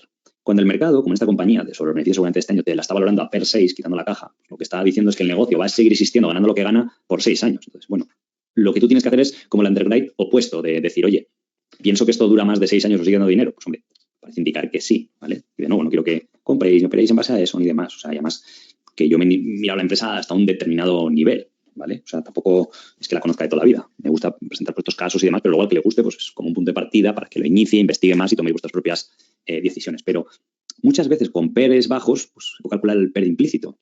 Esto lo comentaba la gente, por ejemplo, cuando Buffett invirtió en Apple en el 2016. Quitándole la caja, Apple estaba a PER 5 veces de free cash flow, o 6. Y la gente decía, bueno, es que a lo mejor está en declive o la empresa ya no crece o tal, ¿vale? Y es un ejemplo de una gran compañía dentro de índices con liquidez que puede estar a esa clase de valoraciones. A ese nivel llegó de cosa absurda. En 2013 también estuvo más o menos a esos niveles, quitándole la caja PER 6, 5, 7, cosas así. Entonces, ahí un inversor, el trabajo se vuelve más fácil en esa situación de Apple, ¿vale? Porque lo que hizo Buffett es básicamente preguntarte y decir, oye, ¿va a seguir existiendo el negocio si es un PER de 6 años más o menos ganando lo actual? Pues hombre, es una apuesta fácil de hacer, ¿vale? Con un grado de seguridad o de certeza bastante elevado. Puede variar un poco el mercado y tal, pero que no había un declive o algo que justifique eso. Con lo cual, se vuelve una decisión bastante interesante, si uno es capaz de responder a eso, ¿vale? Sobre todo en empresas que no son cíclicas, porque una empresa cíclica, pues sí, está a lo mejor en PER 2 o PER 3, lo que te está diciendo, si no tiene deuda, claro, y suele pasar que los próximos 2 o 3 años la típica materia prima o lo que le afecta al sector o una aerolínea, pues se va a desplomar la rentabilidad y no es tan fácil responder con un alto grado de confianza cómo van a ser los beneficios los próximos 2 o 3 años para poder aceptar ese PER bajo de 5 y lo que te está transmitiendo esa valoración, ¿vale? Es un poco la forma de pensar en ello. ¿De acuerdo? Así que bueno, este ha sido el caso de hoy. Espero que hayáis aprendido cosas interesantes, que después de una compañía nueva podéis tener seguimiento para aprender, podéis ir a ver Travelex y lo que os decía, no cotiza, pero sí que está en reorganización después de la quiebra. Y bueno, también se puede dar el caso de que venga aquí en riesgo potencial de que venga otra empresa o que la compañía, que el fundador pues lleve ya muchos años al frente de la compañía, es mayor y decida venderla o lo que fuera, ¿vale? Entonces vamos a hacer como otros días un pequeño descanso de 10 minutillos o así y luego veremos si tenéis dudas de la compañía primero en preferencia, y luego si sobra tiempo, pues vemos algunas de alguna otra compañía y demás. Y luego además, creo que la semana que viene ya simplemente pues tendremos ya la tutoría habitual para ver todo tipo de dudas, habrá mucha conversación con resultados y demás, ¿de acuerdo? Así que os veo ahora enseguida. Bien, vamos a continuar. Hay por aquí alguna persona como Borja, igual que nuestro compañero, que él dice que trabaja en una compañía de cambio de moneda y que actualmente está haciendo un 70% más de operaciones que en 2019, por ejemplo, en Suiza nos habla. Sí, es curioso, a lo mejor es lo que os digo, ha habido muchas que quebraron y demás y ha habido esa misma situación. Y luego la mayoría de las preguntas que hay, un segundito, la mayoría de las preguntas que hay es cómo puede afectar el tema de neobancos, tarjetas de crédito, demás. Al final, los neobancos es otra historia. La cuestión es aquí las tarjetas de crédito, ¿vale? Entonces, es lo que os he dicho. Yo lo que he investigado es que, obviamente, el pago con tarjeta de crédito crece más y el de divisa física sigue creciendo, pero menos, ¿vale? Pero aquí es cuando entra en juego el conocimiento colectivo de la escuela. Ya os digo que si alguien encuentra algo, que lo ponga en un comentario de la clase y es interesante y lo puedo comentar el próximo día. No sé si buscando a lo mejor por estudios de mercado acerca de las preferencias de los turistas cuando viajan, pagar cash, qué porcentaje ha sido cash estos años y qué tarjeta y cómo evoluciona en términos globales. Porque puede ser que esté ganando cuota de mercado las tarjetas, pero que en todo el mercado crezca, con lo cual, pues también la parte de divisa. El tema de las criptomonedas puede afectar a futuro. Bueno, al fin y al cabo es una forma de pago digital, da igual que sea una tarjeta de crédito que una criptomoneda, ¿vale? Sobre todo porque al final los comerciantes que tú les pagues en un turismo tal van a tener que convertir esa criptomoneda a euros o dólares, salvo que en un hipotético escenario todo el mundo usase Bitcoin y demás, pero bueno, eso está muy lejano. Francisco dice que le parece un valor seguro CXI y demás. Bueno, seguro no hay nada en la bolsa, pero es importante que lo estudies. Y puede ser una compounder a largo plazo. Bueno, no tiene tampoco ese crecimiento tan grande, ¿vale? Iván dice que él usa Wise para viajar. Pero sí, al fin y al cabo se engloba todo dentro de lo que es lo digital, ¿vale? Si conozco Wise, pues, o sea, es como si también decís, oye, pues uso PayPal para pagar online, pero hay también gente que usa tarjeta, ¿de acuerdo? Vale, hay varias preguntas que son. La mayoría de las preguntas que veo que tenéis es en esta línea. ¿Vale? Entonces, como es la principal duda que le veo, y además está bien, porque muchas veces muchas inversiones se reducen, obviamente a la valoración y demás, pero luego ya a responder una pregunta clave. Y pues en este sector es esa. Yo os digo, están buscando mucha información. He visto lo que os decía de los ATMs. Es curioso el estudio, si lo buscáis, el tema de cajeros automáticos, de dispensadores de divisa, que es que no está en declive, que es que crece. O sea, es curiosísimo. A lo mejor en volumen puede que se mantenga o no crezca o decrezca algo, pero es que la inflación aquí también juega ese rol importante. ¿Vale? Pablo dice, ¿por qué no se pueden hacer recompras de acciones en CXI? Porque la liquidez diaria es baja. Ojo, lo que sí que podrían hacer, no sé por qué a las empresas no les gusta tanto las ilíquidas, es hacer tender offers, que es de golpe decir, oye, pues la acción está a 18, tender offer a 20 o 21 y el 10% de la empresa, ¿vale? Hombre, ahí a veces que hay activistas o así, pero es que lo que pasa es que un activista no entra aquí porque de entrada no hay liquidez. Entonces es curioso, tiene que haber esa disposición. No sé, o a lo mejor pues, que alguien hable con el CEO y le explique la situación y lo que es un tender offer. Porque a veces os sorprenderéis, de compañías que llevan mucho tiempo cotizando por inercia en bolsa y no consideran muchas herramientas. A lo mejor son gente razonable que les gusta el dinero y llega un inversor y sobre un papel le explica y dice, bueno, pues mira, pues hacer esto, esto y esto. Yo tampoco hablo para la directiva. Hay veces que hablar está bien y otras veces que no, pero aquí no sé cuál es su visión. A lo mejor su visión es tener mucha liquidez porque no quiere bajo ningún concepto, pues algún tipo de cisne negro o así. También es entendible, ¿vale? ¿Le puede afectar la subida de tipos de interés? No. O sea, la deuda que tienes anecdótica. No creo. En esta empresa no tiene mayor efecto, ¿vale? Y bueno, luego Diego dice que ha presentado resultados Maverick que bajó y Enero Group también, sí. Mother no la he revisado últimamente. Sí que os dije que había presentado los resultados, pero pensad que ha bajado todo el mercado. O sea, tampoco es que sea, pues bueno, son fluctuaciones. Y ya está bajando un poco las small caps últimamente. Enero Group Investor Relations, ¿vale? Esto, si habéis seguido el sector, es curioso como Traders, que era la ley del sector, publicó mejor, que era lo que decíamos. Oye, cuando uno está analizando una compañía, pues decir, oye, pues ha publicado bien, está bien, pero fijaros qué curioso que las dos de segundo nivel, sean, por ejemplo, Enero Group o Tremor el otro día publicó y bajó, o ayer, no sé si era de aquí, ¿vale? Entonces, pues da una idea de lo que siempre decimos de la calidad de por qué unas compañías líderes de mercado, ¿vale? Dicho esto, y era un poco lo que hablábamos cuando estuvimos viendo la empresa, pues que al final es clave ver cómo ha ido el primer trimestre para que el mercado decida, ahora que ya está incorporado esa reducción a las carteras de presupuestos de publicidad. Dicho esto, a ver si está por aquí la presentación, a mí me sorprendió cuando bajó. O sea, hay veces que os digo, pues bueno, está justificado, tiene una explicación, pero no sé, es que tampoco es... Tenéis aquí la presentación de resultados de la primera mitad de año y... en announcements, la del primer trimestre, porque ahí están fusionados. Creo que esto estaba en 2022.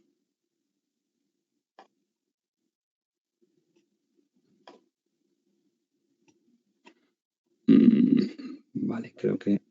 Bueno, pues que esto es de la General Meeting, pero bueno, nos puede valer. Entonces, la empresa todavía publica un resultado bastante grande. No me acuerdo, es que os mostré los resultados del primer trimestre cuando hicimos la presentación.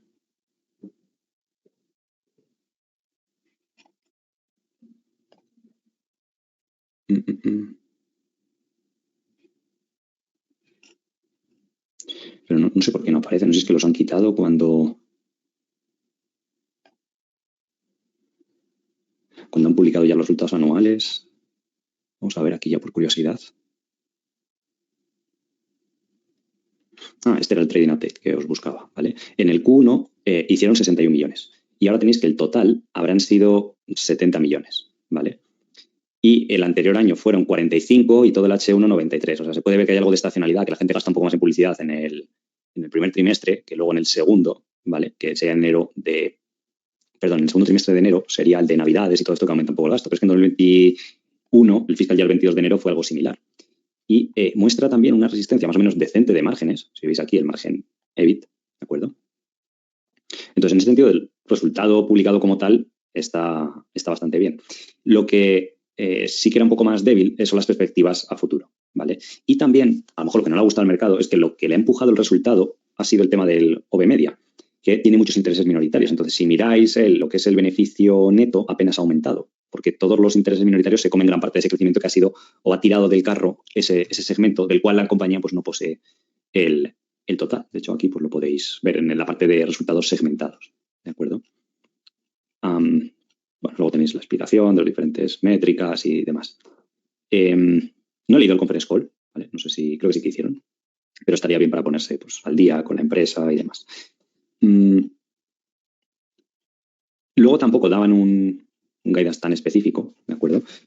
Pero lo que están diciendo las empresas del sector es que está más débil. Entonces, la gente cuando ha escuchado esto y demás, pues bueno, ha tomado beneficios en Tremor. Tampoco es que sean tan malos los resultados, pero también veis que bajó bastante. Y al final, estas situaciones de liquidez, o sea, ahora mismo, como está el mercado de small caps, el otro día en YouTube lo ponía el ejemplo de empresas que sí que conozco muy a fondo, las que tengo en el fondo y demás, como GoBisi, que te publica algo que bate expectativas, que sube el guidance para el año y aún así está más baja que antes de publicar resultados. O sea, no es una idea de que incluso publicando cosas muy buenas las acciones no suben porque la gente tiene miedo y más cuando hay miedo generalizado en small caps, pues se traduce en esto. Entonces, a nada que publiques algo o que digas, bueno, es que el resto del año no va a ser tan espectacular como el anterior, eso ya lo están castigando mucho las compañías. Entonces, también es bueno que cuando veis a veces los resultados de mercado lo pongáis en un contexto de qué clase de mercado estamos viendo, ¿de acuerdo? Jordi dice los resultados de Dole. Son en línea con lo que se esperaba. Ha dado un guidance de 350 millones. Los resultados son lo que se esperaba, pero no importa el futuro. Y quitándole la división de los vegetables, que al final, a ver si se consuma la venta, pues parecía que había dudas, pero bueno. Y quitándole la deuda que tendrá la compañía y demás, pues está cotizando eso, unas 6 veces. EV/EBITDA los comparables estaban a 9 o 10. Entonces, con que apliquemos una valoración que comparables, pues es bastante más alto, ¿vale? El CEO de Sangoma cambió, sí. ¿Cómo actuó ante una posible OPA? Dice Javier. Sí, el mercado se lo tomó positivamente cuando cambiaron al CEO, porque bueno, al final es poner en detalle. Al final se traduce en que, bueno, pues al mercado no le gusta que sobrepagaron por la adquisición de Start to Start y que el mercado se ha debilitado, ¿de acuerdo? Entonces, pues bueno, siguen siendo, no sé si está cotizando 3 o 4 veces EBITDA, ¿de acuerdo? ¿Qué más había por aquí? David dice que estuvo viendo la explicación de Nagarro del reporte de este periodista y tal, y que la empresa explicaba todo punto por punto y que dice que el punto de ventas contabilizadas sin facturar, que no haya sido aclarado por el management, sí que se aclaró. Y eso es lo que hacen otras compañías, igual que Endava o EPAM. Si veis a los informes, tú tienes un cliente que tienes un contrato, ¿vale? No tienes una factura, pero sí que tienes un contrato que dice, oye, tengo tantos ingenieros. Han pasado 3 meses, te facturo tantas horas de ingeniero. Entonces, eso la empresa, aunque no le haya emitido la factura, no se la haya enviado al cliente, ellos lo pueden facturar ya, como es un dinero que te debe el cliente, porque bajo un contrato existe ya y además el trabajo se ha entregado. Entonces, antes lo que hacía Nagarro era mucho más conservador que la práctica habitual de la industria y lo que han dicho, oye, pues la media. Igual, si vais a Endava y veis las notas del balance o de EPAM, la explicación es lo mismo, ¿vale? Pero yo creo que sí que lo explicó la compañía, ¿de acuerdo? Entonces, pero lo que os digo, al final... hay compañías que pueden tener artículos negativos y luego subir mucho en bolsa y otras que, pues bueno, tú lo lees y puede tener sentido y que han ido mal en bolsa. Pero lo importante es que tengáis pensamiento independiente para cuando os pase en el futuro, ¿vale? Newlat no presenta resultados. Cuando los presente, pero es que no cambia nada desde la última actualización, ¿vale?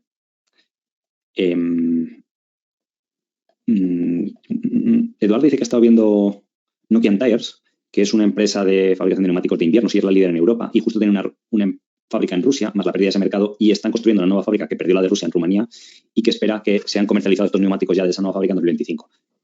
La acción ha bajado muchísimo por esos problemas, pero sigue siendo líder, sigue siendo en esa propiedad intelectual, sigue teniendo la distribución. Y obviamente el mercado de Rusia pues no venderán, pero que el otro 80-90% de la facturación es del norte de Europa, donde sí que se venden esos neumáticos de invierno y donde es muy famosa la compañía por ese producto, es la líder. O sea, sí, de hecho la podéis buscar aquí, Nokia Tires. Vale, tenéis ahí y corte.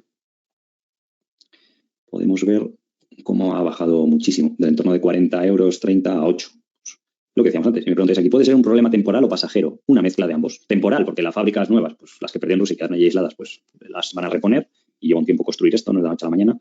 Y sí que hay un problema permanente que era que vendían bastantes neumáticos en Rusia, ¿vale? No recuerdo la cifra exacta, sí que es una empresa que conozco del pasado, pero eso sí que es permanente. Entonces, bueno, pues metes calcular, es decir, con este nivel inferior de ventas, pues ver cuánto... Bueno, esto no sé si puede estar en los informes anuales de la empresa. Podemos ver. Por ejemplo, el 2019. O a veces el Market Screener, que es bastante rápido, si veis a la pestaña de Company, suele haber una... mira, pues aquí estaba Rusia, un 14%. Pues decir, oye, Nordics y Europa, que es lo mayor, o incluso Estados Unidos, la compañía le va bien, va a perder un 15% de facturación aquí, pues bueno, pues decir, oye, en 2000... Vamos a ver aquí más fácil. Y estas empresas suelen cotizar a múltiplos muy altos porque ya os digo que si investigáis, la compañía tiene muchas cosas buenas, es líder de mercado, ventaja competitiva y demás. Tiene algo de ciclicidad, ¿vale? Porque es sector auto, pero no demasiado, porque los neumáticos pues, es algo de lógica, que se desgastan y pues, se tienen que cambiar y ya está. Es evaluar la compañía y decir, fijaros que incluso aquí los analistas prevén ya que recupere gran parte de lo que perdió de ventas en Rusia, que lo recupere. Y que haga 260 millones de EBITDA. Yo creo que a medida que recupere volumen con la nueva fábrica y todo esto, pues podría volver al mismo margen de EBITDA que está bastante bien de 2019. Y que a lo mejor esto sean 300 o 300 y pico millones de EBITDA. Y que fijaros que cuando ganaba de media 2 euros por acción, cotizaba a veces hasta casi a 40 veces. O sea, el múltiplo de media casi siempre era bastante alto. Ganando 2, fijaros que era 16, 17 veces, porque la gente pues, sabe de la calidad de negocio. Entonces, no me extrañaría que pudiera recuperar niveles previos de facturación y EBITDA, sobre todo, y ver en ese nivel lo que podría ganar. Y si es, pues eso, más de un euro y algo por acción, a un PER de 15, pues es interesante. Pero, pues, oye, llevará tiempo que reponer esto, pero está bien. Es un ejemplo de mezcla de ambos.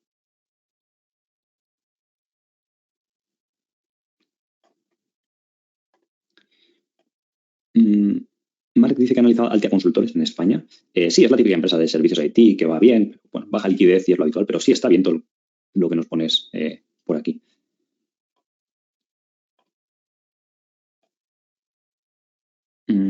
Vale. Manuel dice si puedo explicar empresas de royalties cómo funcionan. Hombre, sí, como sugerencia para próximas clases, sí, puede a lo mejor algún día salga. Tampoco soy muy experto, ni invertido en, yo creo que casi ninguna startup royalties, ya sea de petróleo, de oro o lo que sea. Así que entiendo un poco la idea general, pero no muy a fondo. Vale.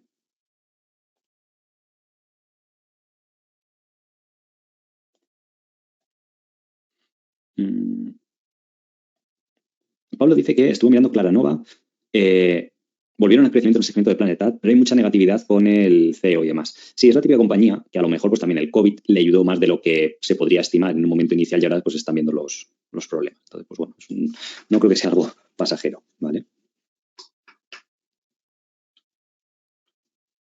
Francisco dice que Heiko bajó los resultados tras el 1 de enero. Sí, Heiko... O sea, esto es entendible, ¿vale? No sé tampoco cuánto bajó. Fijaros que bajó y luego recuperó casi todo, que es otro... O sea, Heiko está a 50 veces de beneficio. La compañía me parece espectacular y hasta hace poco estaba en True Capital, pero ya es demasiado excesivo con las alternativas que hay. La compañía os digo que es buenísima y tal, pero ya son 50, casi 60 veces beneficios. Si veis aquí estimaciones, PER normalizado 53, Free Cash Flow 40, pero hay que ajustar los minoritarios, con lo cual serían 45 veces. Y sí, la empresa puede crecer al 15% anual y demás, pero cuando está a esos niveles, a nada que no cumpla y algo negativo y demás, pues la minusvalía son bastante grandes. Solo que es otra dinámica, porque como hay liquidez, está en índices, está todo el tema indexado, pues las cosas se recuperan antes y digamos que pues actúa antes y seguro a lo mejor están menos frustrantes o menos de esperar, ¿vale? Y es lo que me ponéis aquí, que no cumplió por un poco los resultados y ya se desplomó, no mucho. Estoy viendo aquí a lo mejor un 8, un 10%, ¿vale? Pero bueno, luego el mercado lo recupera. Esto el problema es que en small caps, como no hay liquidez, pues se ve acentuado, sobre todo cuando hay mentalidad ya de mercado bajista. O sea, no sé, el otro día tenemos, por ejemplo, en el fondo GDI, publicó resultados muy buenos, pero que son muy buenos, te dieron además buenas perspectivas, pues está bajando, o sea, ahí en mínimos del año.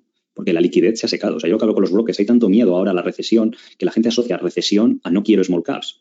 Porque históricamente han bajado más, pero porque sí que es verdad que hay muchas small caps que son de baja calidad, pero si tú buscas las buenas, pues les aplican el mismo descuento y eventualmente pues luego se separa el grano de la paja, como se suele decir. Y y deberían emerger y que el valor aflore y volver la liquidez. Pero en este momento, o sea, yo por lo que hablo con todos los brokers que están en el día a día del mercado y demás, y te lo dicen, o sea, ahora mismo no hay gente enviando órdenes de compra, de small caps, de aumentar y tal, por muy baratas que estén, pero ni en una de las que me comentéis ni en muchas otras, porque es lo que le han telegrafiado a la gente. Es como la típica recesión que no acaba de llegar, no sé si la segunda mitad de año, luego a lo mejor en 2024, pero bueno, las compañías pues estarán baratas, pero que es algo que tenéis que convivir con ello. Yo os he enseñado muchas veces, por ejemplo, parte de cuando hay inversor privado o al principio de True Value, a Ubey, una empresa de servicios IT espectacular. Y eso que no crece tanto como las de ingeniería digital, pero ya os he hablado muchas veces.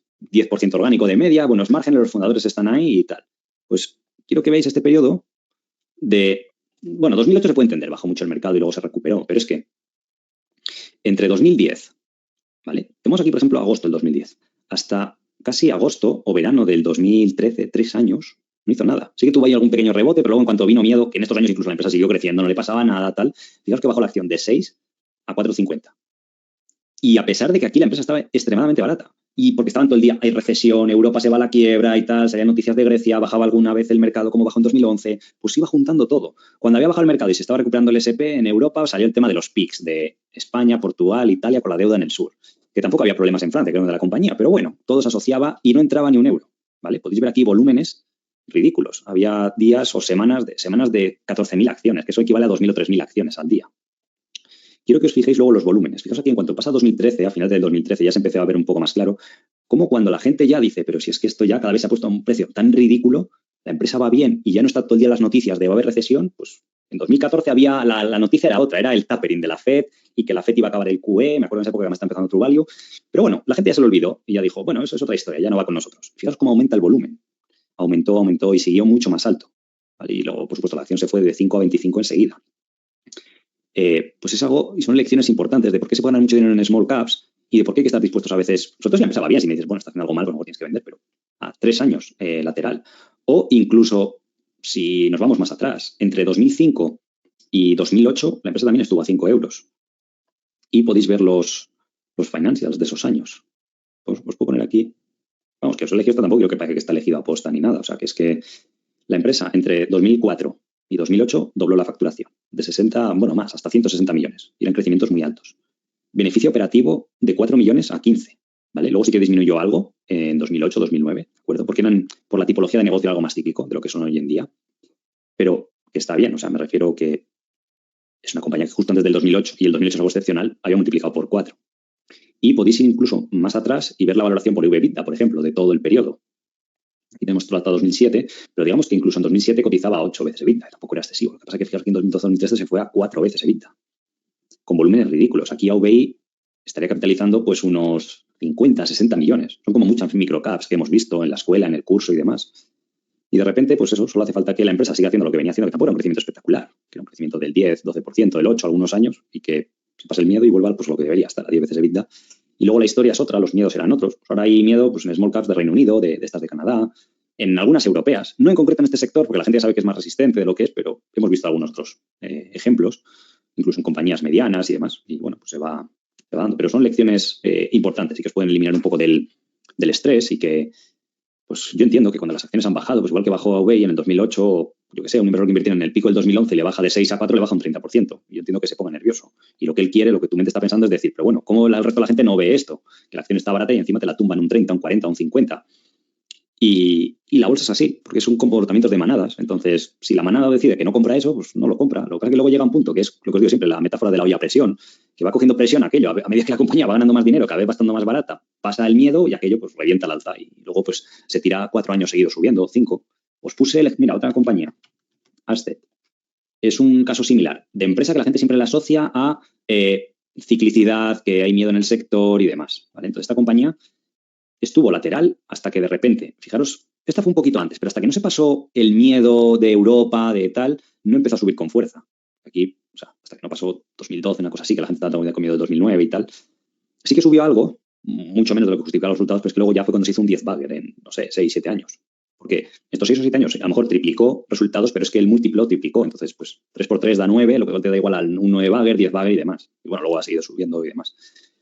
Pero la narrativa era otra de, bueno, es que tiene ciclicidad el negocio y como están diciendo que hay recesión en la construcción, hubo una crisis de construcción importante, pues aquí entre 2006 y 2010, que era la noticia que había, pues no hizo nada.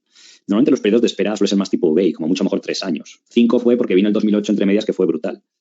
pero de no haber habido eso, pues normalmente suele ser menos. ¿Vale? Pero tenéis que estar dispuestos a ese tipo de cosas. Y que 3 años se dicen rápido, porque tardan en pronunciarlo 10 segundos, pero la gente quiere, se levanta una semana y pasan 3 meses y se frustra porque ve la cotización y dice, pero bueno, y te empieza a plantear, ¿no? De me he equivocado en algo, qué está pasando y demás. Y cualquier mínima cosa que sale se magnifica, pues yo qué sé, una empresa no te cumple el guidance, lo que me decís de Heiko, por 1 millón o por 2 y ya te la tiran. O te dice, bueno, es que este año va a ser un poquito más débil porque la gente, la economía y tal, y te la tumban un 30%. Eso no cambia el 30% del valor de la empresa. No ha perdido la empresa un 30% de su ventaja competitiva, ni de sus beneficios, ni de sus perspectivas a futuro. Pero el mercado es así.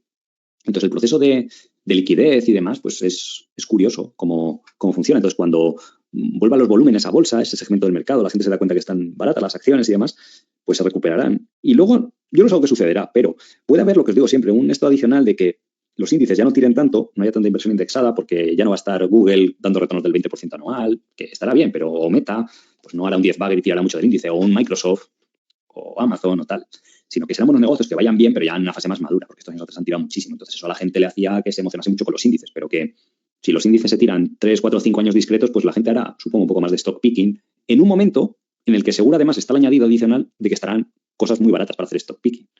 Porque es lo que os digo, o sea, hay muchas cosas ridículas, o sea, cosas que ahora te están subiendo guidance, que están súper baratas, que van a ir bien y están más bajas que antes de darte buenas noticias y que no son tan cíclicas como para que la gente tenga miedo de una recesión. Es que incluso lo hacen bien, o sea, son negocios que siguen creciendo, aunque hay una recesión, mientras que no sea algo gravísimo, tipo 2008, incluso en 2008 a lo mejor pueden mantener beneficios o si caen, que caigan ligeramente, pues que empiecen a ponerse un poco en precio, ¿de acuerdo? Entonces creo que eso os puede ayudar y, bueno, podéis buscar más casos similares a lo que os explico de AV y encontraréis muchos. El periodo ese de Europa fue complicado porque fue a nivel generalizado de casi todas las acciones pequeñas, small cap europeas, pero que ahora pues es la recesión y empresas pequeñas en general es lo que tiene miedo a la gente a comprar. Y porque es así, o sea, si yo hablo con muchos profesionales del sector financiero y te dicen, no, ahora que va a haber recesión estáis locos, vosotros en True comprando small cap. Digo, bueno, habrá que ir caso por caso, viendo a ver cada una como de locos estamos en cada una y la cartera que se forma, pero es la mentalidad del mercado. Y eso que se traduce a pequeñas conversaciones individuales con mucha gente del sector, pues es lo que se manifiesta lo que está pasando ahora en el mercado, ¿de acuerdo? Entonces, pues es llamativo y es bueno que lo comprendáis, porque eso os da perspectiva a futuro y os ayuda a centraros en lo que realmente importa, de la ventaja competitiva de la empresa está bien, igual, mejor o peor. ¿Cuál es la perspectiva del sector? ¿Me trata bien como accionista? ¿Y cuál es la valoración? Si eso sigue estando más o menos en esto, no sobre reaccionáis y tal, pues os irá bien. Pero que es que a veces la espera no sé si va a durar. Llevamos un año malo, pueden ser 2 o hasta 3. Si fuera más de 3 me sorprendería, por encima del 2. 2025 sería, ¿vale? Y bueno, cuanto más tiempo va pasando, mejor. O sea, la gente quiere, normalmente, o lo que se busca, es que las acciones suban de forma lineal. Eso es lo que le gusta a la gente, ¿vale? Que vosotros veáis, pues no sé, es como el gráfico de Constellation Software. ¿Vale? Vamos a ver si está por aquí, que es de lo más parecido que hay una línea recta. ¿Vale? Eso es los últimos, yo que sé, 5 años. Un poco de volatilidad, pero tiene beta baja y los índices de linealidad, esto es lo que le gusta a la gente. Y no está mal. Pero si lo pensáis, es mejor que una acción esté lateral 5 años y el quinto se doble. ¿Por qué? Porque primero a ti te ha permitido acumular muchas acciones a precios muy bajos y después haces el beneficio de golpe, o que incluso la empresa, si tiene programas de recompra de acciones, también le permita adquirir más acciones a precios bajos. Entonces, la lógica es ese. Y de hecho lo dice Warren Buffett en una de las cartas, decía, preferimos un lumpy 15%, decía, que un steady, un rendimiento estable del 9%. ¿Vale? Porque eso le da oportunidades a Warren Buffett de comprar, de vender a diferentes precios. Esa volatilidad es lo que le aumenta. Pero si lo pensáis, es mejor que una acción esté lateral 3, 5 años, o con ciertas variaciones, y que luego suba de golpe, que puede pasar, o casos como lo que hemos visto antes, que se tira 3 años lateral y luego te hace un 5 bagger o un 6, los siguientes 3 o 4 años. ¿Vale? Lo importante también es jodido eso mentalmente, y perdonad la expresión, pero es otra cosa que os va a pasar. Y por eso la bolsa es complicada. Que tú llevas 3 años lateral, porque a mí me ha pasado, y siendo incluso con el fondo, y es un consejo que os doy, tú puede que estés 3 años lateral, luego la acción empieza a despegar, y en cuanto ya vas ganando un 60%, estás muy tentado a vender porque has pasado la travesía del desierto. Se te ha hecho tan largo que dices, bueno, un 60 está bien, me ha llevado 4 años, tal, es buena tasa de retorno si lo divido entre 4 años. Pero resulta que a lo mejor la fiesta está solo comenzando, porque no tiene sentido en términos lógicos o fundamentales vender, porque tú compruebas la valoración está barata, la acción tiene buenas perspectivas, la ventaja competitiva está bien, y a lo mejor luego te pierdes un 5 bagger. Eso fue lo que os dije que pasó, por ejemplo, en Transforce. Transforce tiene ese típico gráfico frustrante, pero quizás rentable. Transforce estuvo, fijaros aquí lateral, y no se ve del todo. Bueno, ha tenido varios periodos, si pusiéramos el gráfico. Transforce tuvo aquí periodos de 2013, 14 hasta el 16, 2 años, que se dice pronto, pero son 2 años, en el rango de 23 a $30, a veces bajó a 20, pero por ahí. Y yo lo que os dije, cuando compramos, pues 2 años se nos hizo largo, y luego en cuanto subió aquí, vendimos. ¿Qué pasa? Que luego volvió a tener un rally. Entre 2018 y el 20, el COVID y tal, pues el que hubiera comprado por aquí en 2018 En 2020 lleva ya 2 años de espera y no había ganado mucho dinero y se te hace largo. Y puede que la acción suba a 60 y venda. Y luego se pierde todo lo que vino a continuación, que se fue a 146 y ahora otra vez nuevos máximos históricos.